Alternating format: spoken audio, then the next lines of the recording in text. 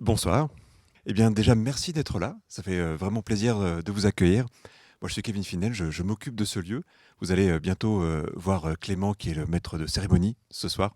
Je voulais juste déjà vous accueillir, vous remercier d'être venu pour cette soirée, qui va être une soirée un petit peu presque de lancement, en tout cas d'une nouvelle étape de notre centre de recherche. Vous êtes ici dans les locaux de l'Académie de recherche et de connaissances en hypnose ericksonienne, qui est une entité qui a un petit peu plus de 20 ans maintenant. Et depuis le début de sa création, on a vraiment eu envie de mettre la recherche au centre de toutes les pratiques qui se font ici. C'est un lieu où on pense hypnose toute la journée. C'est un lieu où il y a des gens qui pratiquent l'hypnose, des gens qui l'enseignent, et une équipe de recherche qui travaille vraiment à essayer de poser des questions qui nous passionnent au sujet de l'hypnose et dont on va parler un petit peu ce soir. Il y a eu pas mal d'étapes autour de ça. C'était une construction qui a pris du temps. On avait envie de faire les choses vraiment bien. Le centre de recherche a commencé vraiment à naître il y a maintenant quasiment 6 ans, quand on a accueilli notre premier doctorant ici. Il y a eu beaucoup de chemin parcouru depuis, avec ces dernières années, quelques premières publications, et tout ça est en train de s'accélérer. Et on a eu envie cette année vraiment de marquer le coup, parce qu'on est vraiment sur un passage cette année, un passage où il y a des collaborations qui commencent à prendre plus d'ampleur, où il y a le centre de recherche qui prend une nouvelle visibilité avec une entité qui est en transformation. Clément va vous en parler dans quelques instants. Et on a eu envie aussi d'organiser plusieurs événements autour de ces transformations. Celui de ce soir étant le premier en tout cas de la saison, très orienté justement sur la recherche et surtout sur quelques questions essentielles. Donc vous allez avoir une table ronde tout à l'heure pour justement naviguer un petit peu dans ces questionnements. Mais je vais surtout laisser la parole à Clément qui va vous en dire un petit peu plus, notamment sur le nom de ce centre de recherche. J'imagine qu'on va commencer avec ça. Et je vous souhaite à tous et à toutes une excellente soirée. Merci à vous. Merci Kevin pour ton soutien à la recherche et puis merci aussi pour tout ce que tu fais pour le milieu de l'hypnose. Je suis très content d'être là ce soir devant vous et je m'estime assez chanceux de pouvoir vous présenter Prism, notre laboratoire dédié à l'étude des phénomènes hypnotiques. Donc ce soir, on est plutôt entre personnes du côté fondamental de la recherche et je serais très tenté de directement sauter sur le research claim, essayer de vous expliquer ce qu'on va faire d'assez innovant. Mais je me suis dit que pour une soirée de lancement, ça serait bien de faire un pas de recul et puis de s'intéresser aux motivations un petit peu plus fondamentales qui nous poussent dans cette direction de recherche. Alors, comme vous le savez peut-être pour certains d'entre vous, moi j'ai un background plutôt du côté de la physique avant de m'être réorienté vers les sciences cognitives.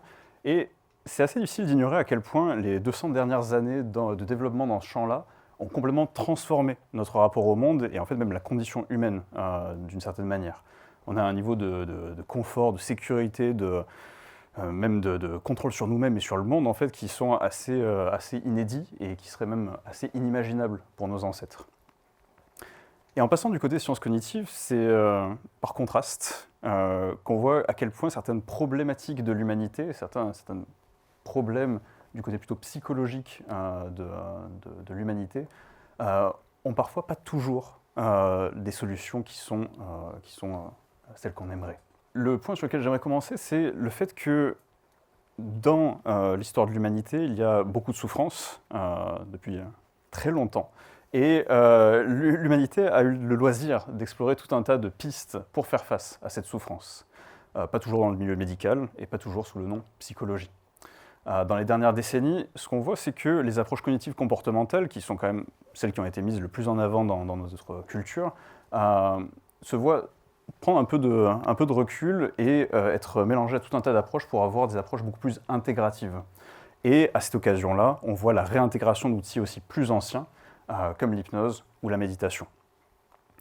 Et la question qu'on peut se poser de manière assez légitime, c'est si ces outils sont assez anciens, s'ils viennent de traditions même avant que le mot psychologie naisse, est-ce qu'ils sont bien compris pour autant ? Et la réponse que j'aimerais vous donner de manière assez directe, c'est que non. Non, en fait, on ne les comprend pas encore suffisamment bien. Et j'aimerais vous partager cette citation de Clark Hull, qui est le père fondateur de l'hypnose expérimentale, qui est aussi un des pères du behaviorisme, au passage, et qui nous dit la chose suivante, une citation qui me semble toujours vraiment d'actualité. L'histoire de l'hypnose, de l'hypnotisme, est dominée par la préoccupation clinique, c'est-à-dire de soulager les souffrances humaines. Il aurait été difficile d'imaginer pire méthode pour établir les principes scientifiques d'un phénomène aussi évasif. Alors si on passe outre la prose assez clivante de Clark Hull, qui trashent un petit peu les cliniciens, on va pas se mentir. Je pense que le mouvement est le bon.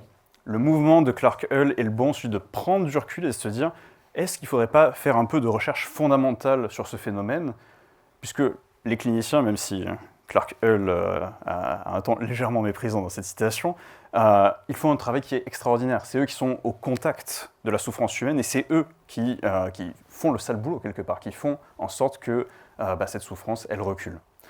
Mais ça n'empêche pas le fait qu'on peut faire de la recherche fondamentale sur ces sujets-là et essayer d'aller vers des solutions qui sont pérennes et qui sont satisfaisantes pour outiller nos amis cliniciens. Donc on est, vous voyez, en 1930, et je trouve que cette citation, en fait, elle est toujours d'actualité, puisque, eh bien, en un siècle de recherche expérimentale, je trouve qu'il y a toujours un fossé qui est énorme entre recherche fondamentale, expérimentale, et la clinique. Et on en parlera tout à l'heure pour la table ronde, mais ce fossé, en fait, il est assez choquant, puisqu'on pourrait se dire, en un siècle de recherche expérimentale, ça paraît étonnant quand même qu'il n'y ait pas un résultat qui invalide complètement une approche, okay, parce que ça disparaisse de la pratique clinique, ou au contraire des résultats qui stimulent la création de nouvelles façons de pratiquer.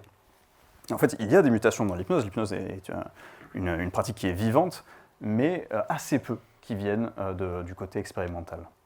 Alors, il y a plein de raisons à ça qu'on pourrait passer en revue, mais mon principal suspect que j'aimerais nommer ce soir, c'est le concept d'hypnotisabilité. Alors, qu'est-ce que c'est l'hypnotisabilité ? Eh bien, imaginez qu'on prenne un groupe et qu'on leur fait un certain nombre de suggestions hypnotiques, très diverses, de l'anesthésie, des hallucinations, des pertes d'agentivité, et on regarde qu'est-ce qui fonctionne chez ces personnes-là. Et puis on compte le nombre de phénomènes qui fonctionnent sur, disons, une dizaine de suggestions, on regarde combien de suggestions les personnes vivent. Eh bien, on va pouvoir en faire un score, ce que vous voyez sur ce graphe-là, un score, et puis on peut regarder comment les personnes répondent, quelle part de l'échantillon répond, et on voit qu'il y a très peu de personnes qui répondent à toutes les suggestions, très peu de personnes qui répondent à aucune, et la plupart des gens qui répondent à certaines suggestions et pas à d'autres. Okay. L'hypnotisabilité, c'est le trait hypothétique, le trait de personnalité hypothétique qui prédit cette réponse à l'hypnose, qui explique cette réponse à l'hypnose. Et je mets l'accent sur le terme hypothétique.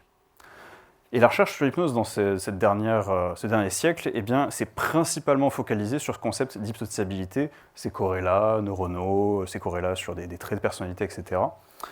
Et pour la pratique, le concept a un peu ses limites. Vous voyez que ça peut avoir un intérêt pour dire à quelqu'un, eh bien, je vous conseille l'hypnose ou pas, mais pour un hypnotiseur, il ne va pas pratiquer différemment selon votre hypnotisabilité. Il va pratiquer l'hypnose de la meilleure façon qu'il peut. Finalement, le score d'hypnotisabilité, il le voit en pratiquant. Donc assez peu d'impact sur la pratique. Il y a une autre tradition de recherche, on va dire, ce n'est pas le seul focus de la communauté scientifique sur l'hypnose, l'hypnotisabilité, une autre tradition de recherche qui s'intéresse, elle, plutôt à la modification de la réponse hypnotique. C'est une approche plutôt minoritaire, et si je vous la présente là, j'imagine que vous voyez où je veux en venir. Mais avant de vous parler de modification de la réponse hypnotique, j'aimerais tracer un parallèle entre l'état de la recherche expérimentale sur l'hypnose aujourd'hui, et même théorique, pour élargir, et l'état dans lequel était le champ de l'électricité au XVIIIe siècle. Ce n'est pas pour être méprisant, et désolé pour les parallèles entre la physique et la psychologie, qui sont toujours un peu douteux, mais je trouve que c'est assez parlant sur un certain nombre de points.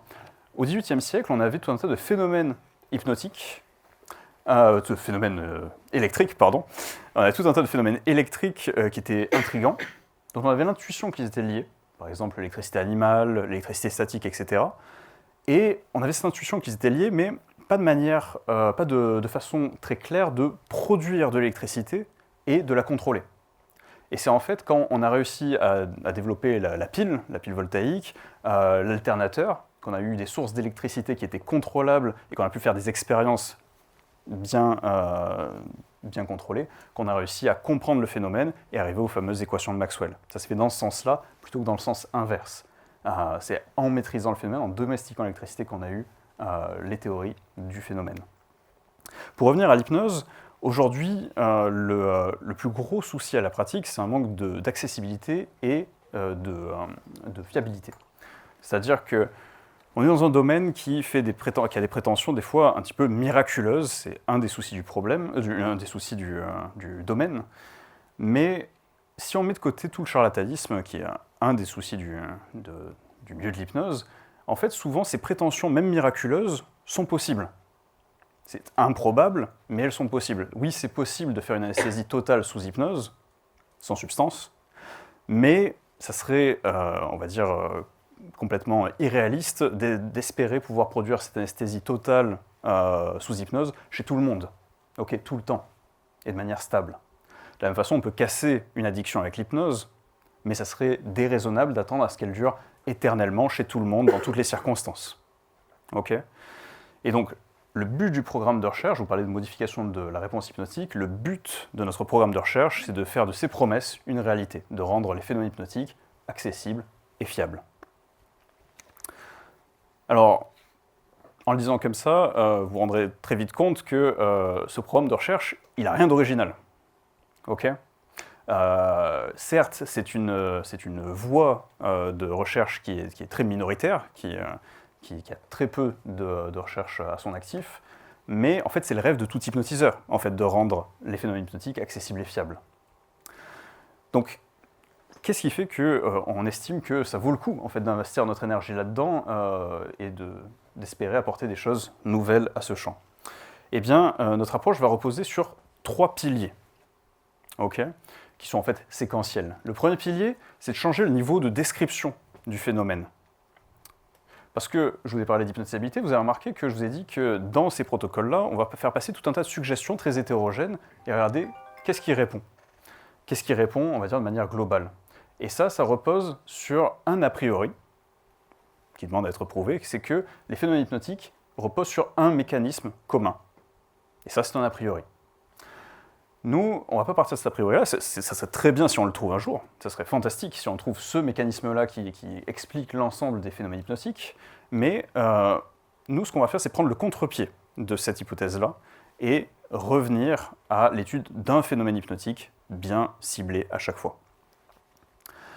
En décrivant le phénomène à ce niveau-là, eh bien, on espère dériver un ensemble de stratégies mentales que les personnes hypnotisées mettent en place pour produire les phénomènes hypnotiques. Un des points qui est assez bien établi en recherche, c'est que les phénomènes hypnotiques sont... si jamais il y a d'autres téléphones dans la salle, n'hésitez pas à les éteindre.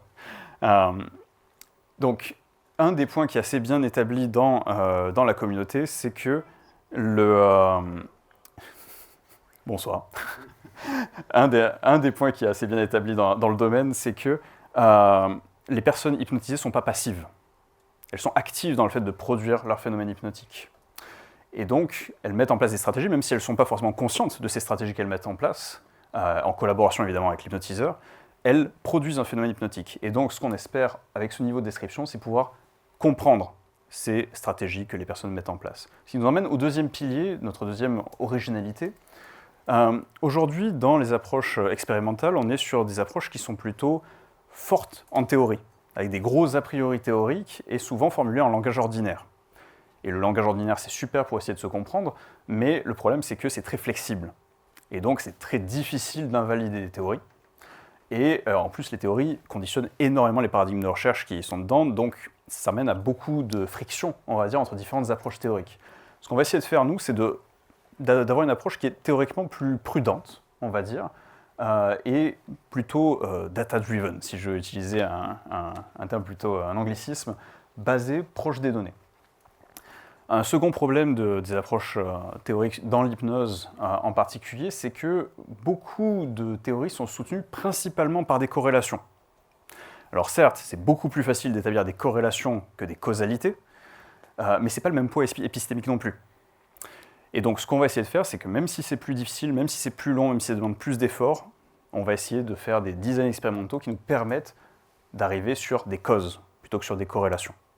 Et donc on espère pouvoir construire quelque chose d'un peu plus solide sur ce côté-là, notamment sur les stratégies que les gens mettent en place, essayer de trouver les facteurs causaux qui font que ces stratégies sont efficaces.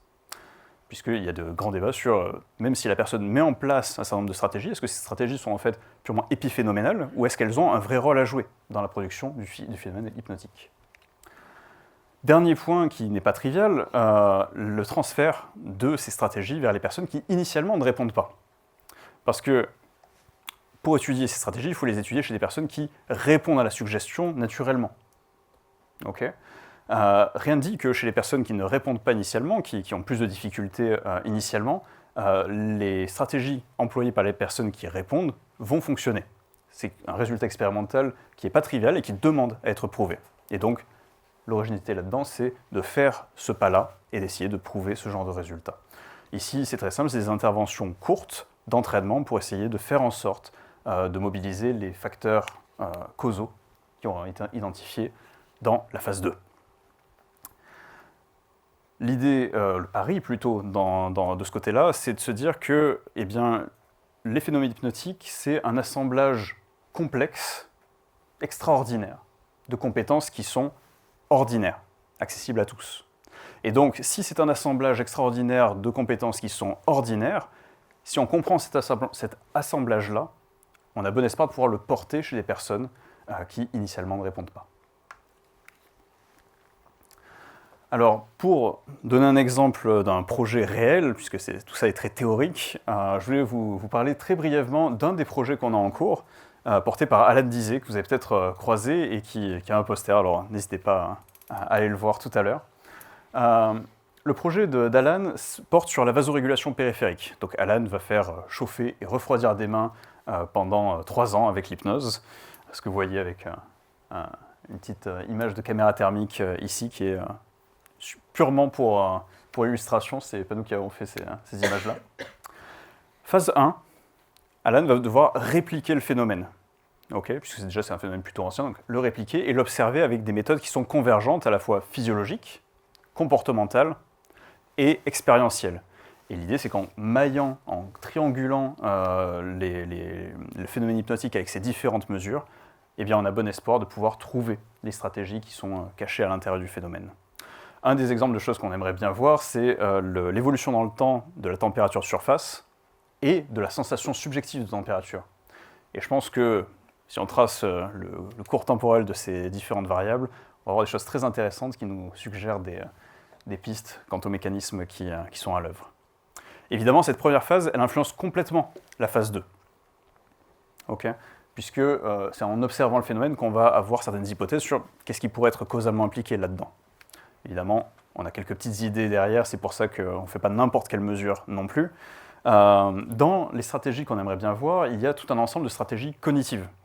Imagerie mentale, stratégie attentionnelle, l'effet des attentes, purement placebo. Et puis, il y a des stratégies qui sont beaucoup plus somatiques. Même si la personne n'est pas consciente de les faire, est-ce que, par exemple, la régulation du souffle, de la respiration est impliquée dans ces phénomènes-là? Est-ce que la tension musculaire est impliquée dans ces phénomènes-là? Et est-ce que les stratégies cognitives et somatiques se répondent? Est-ce qu'il y a une synergie entre les deux? Ce sont tout un tas de questions qu'on se pose et on espère au cours de cette thèse avoir quelques réponses très intéressantes. Donc si vous voulez plus de détails, n'hésitez pas à aller voir Alan, il a un poster à vous présenter tout à l'heure. Donc Prism, c'est une aventure qui commence. On a déjà pu travailler, comme tu l'as dit Kevin, c'est un projet qui a mis du temps à maturer. On ne voulait pas faire un lancement à la va-vite, on voulait un projet qui ait une certaine pérennité, qui permette de vraiment apporter quelque chose au milieu de l'hypnose, de collaborer de manière pertinente, pas juste faire un one-shot. On a déjà quelques publications internationales, par exemple dans des journaux comme Consciousness and Cognition, PLOS ONE, etc. Donc, pour cibler un petit peu le genre de littérature dans lequel vous pouvez essayer de venir nous lire.